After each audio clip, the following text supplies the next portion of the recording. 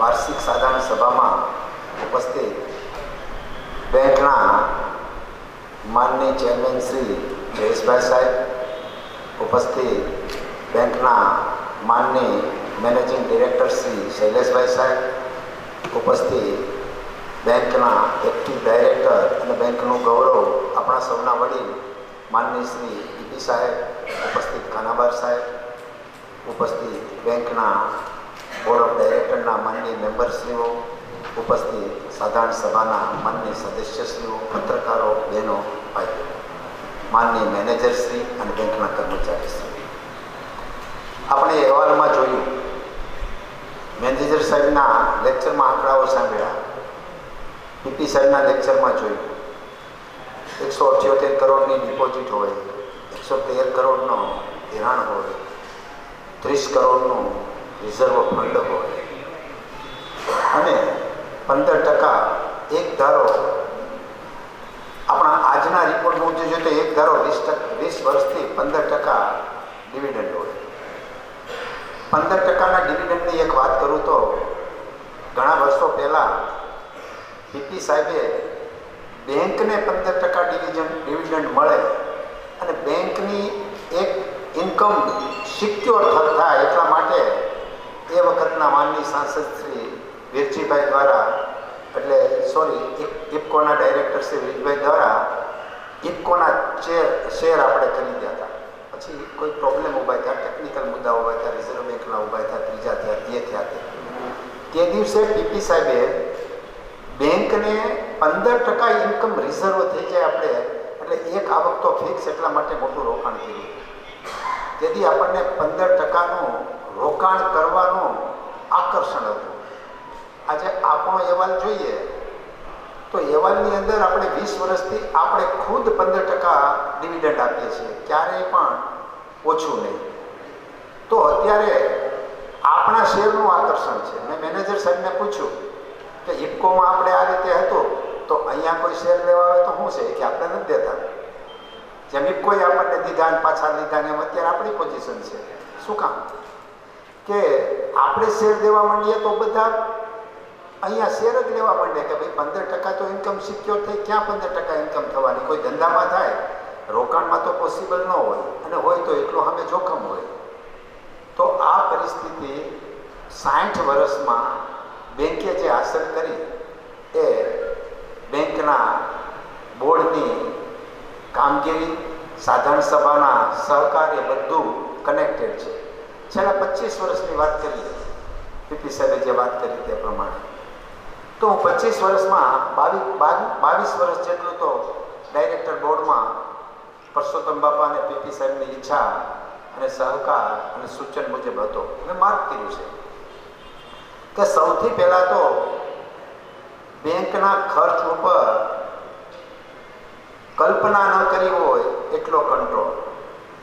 આટલો બધો નફો થતો હોય ત્યાં ખર્ચ ઉપર કંટ્રોલ કરવો હોય તો પણ કરવો મુશ્કેલ છે. કારણ કે માત્ર એક દ્વારા તો ખર્ચ થતા ન હોય, બધાનો હાથ થોડોક છૂટો રહે. સ્વાભાવિક છે કે ઇન્કમ છે તો કરીએ. તો એક ખર્ચ ઉપરનો પહેલો કંટ્રોલ છે. ડાયરેક્ટર બોર્ડે મેં જ્યારે અત્યાર સુધીનું માર્ક કર્યું છે ત્યાં સુધી ડાયરેક્ટર બોર્ડે કોઈ પણ જાતની અપેક્ષા રાખી નથી. એ પીપી સાહેબની કે પરસોત્તમ બાપાની જે તે વખતના આપણે ગોઠવેલા નિયમો છે એનું ચુસ્ત પાલન થતું આવ્યું છે. એનું આ પરિણામ છે. અને પીપી સાહેબની સૂચ છે એ આપણે સ્વાભાવિક છે. ડિપોઝિટ આવે, ડિપોઝિટ ક્યારે આવે? બધાને ખબર છે કે ધિરાણ વ્યવસ્થિત થતું હશે તો જ માણસ અહીં ડિપોઝિટ મૂકવા આવે.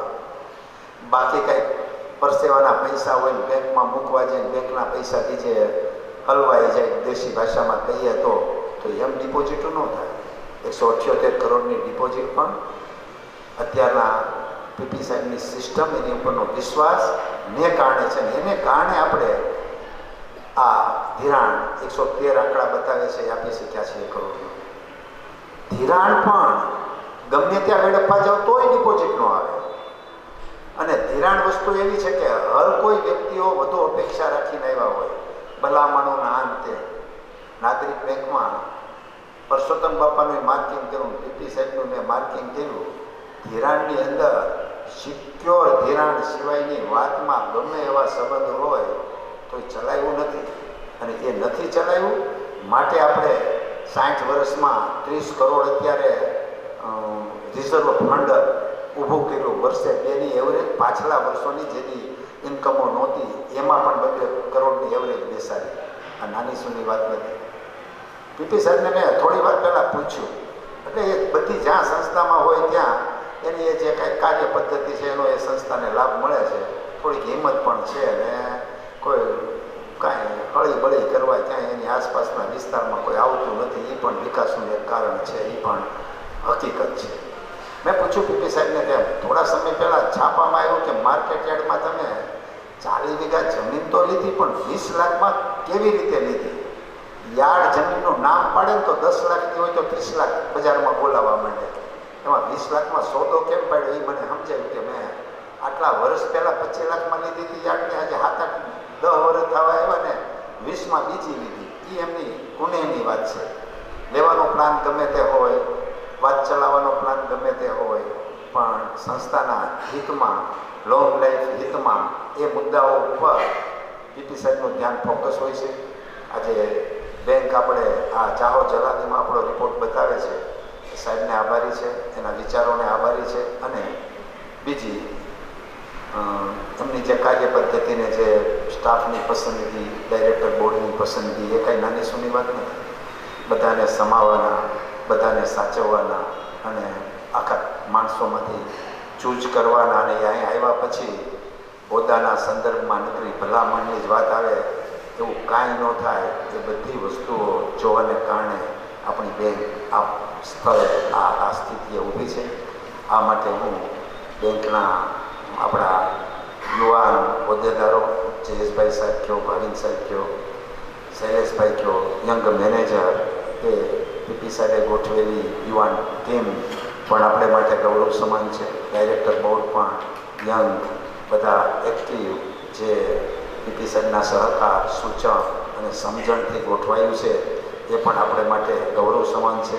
અને એથી વધુ ગૌરવ સમાન સાધારણ સભાની અંદર બધા સભાસદો, બેંકના બોર્ડ, બેંકનું વ્યવસ્થાતંત્ર, બેંકના સ્ટાફ ઉપર સંપૂર્ણપણે ભરોસો રાખીને એક ચીતે એના ટેકામાં હોય છે. એનું પણ આ કારણ છે. આ બધાને હું સાધારણ સભા વતી ડાયરેક્ટર બોર્ડને, હોદ્દેદારોને, સ્ટાફને અભિનંદન પણ પાઠવું છું. અને બેંકને ઉત્તરોત્તર પ્રગતિમાં લઈ જવા માટે જે મહેનત કરે છે એ મહેનતને એમાં સફળ થાય એ શુભેચ્છા પણ પાઠવું છું. પીપી સાહેબે ટાર્ગેટ આપ્યો, એફડી જે કાંઈ છે એમાં 100 કરોડ ઉમેરવાનો, ધિરાણ છે એમાં 50 કરોડ ઉમેરવાનો ટાર્ગેટ આપ્યો. બહુ સારી વાત છે. એ ટાર્ગેટ આ જ રીતે ચાલશે એટલે એમાં પીપી સાહેબ સફળ થશે જ. કારણ કે 50 કરોડ ધિરાણ જે દેવાનું થાય એ ધિરાણ પણ સિક્યોર્ડ હશે એમ માનીને જ 100 કરોડની ડિપોઝિટો આવવાની છે. બાકી ગમે એવી વાતો કરીએ એમાં કાંઈ ન થાય. વિશ્વાસ રહેવો જોઈએ કે ગમે એવું ધિરાણ આપવાનું, મજબૂતાઈથી આપવાનું, સિક્યોર આપવાનું અને રિકવર પણ સંબંધો રહે તો એ રિકવર કરવાનું. સંબંધો થોડાક ઓછા થઈ જાય તો રિકવરીમાં ફેરફાર ન પડે એ જે પદ્ધતિ પીપી સાહેબે દાખલ કરી છે. અને એ નાની સૂની વાત નથી. જાહેર જીવનમાં બીજી ત્રીજી રીતે હોય ને બધાની સાથે સંબંધો હોય અને બેંકની રિકવરીમાં એ સંબંધમાં અડચણ આવે તો આવવા દેવાની એ બહુ નાની સૂની વાત નથી. થઈ શકે એનીથી થઈ શકે, બધાથી ન થઈ શકે, કરવું હોય તો ન થઈ શકે. આવી પરિસ્થિતિની અંદર આપણી બેંક પ્રગતિ કરે છે તે બદલ સૌનો ખૂબ ખૂબ